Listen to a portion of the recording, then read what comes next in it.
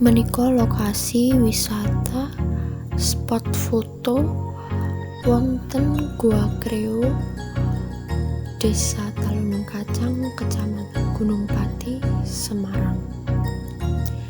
Wonten mriki kathah sanget spot-spot foto ingkang ditawaraken damel wisatawan wonten Semarang. Tiketipun murah sanget, namung 12.000.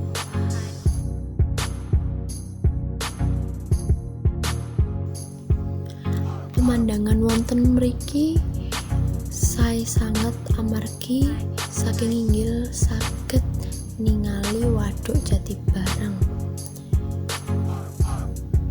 Biasanipun tempat niki rame pengunjung dinten hari libur kaliyan liburan sekolah.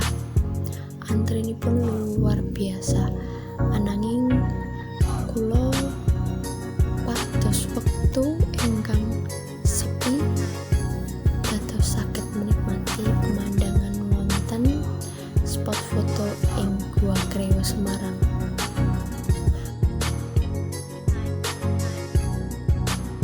Kesupen para kanca menawi dolan wonten Gunung Pati, tepatipun Gua Kreo, mampir wonten ing spot foto instagramable kangge anak-anak muda zaman now. Monggo mampir mriki, spotipun sae sanget, saged ningali danau saking inggil. Dados ampun kesupen para kanca ingkang wisata wonten Semarang mampir wonten spot foto ing Gunung Pati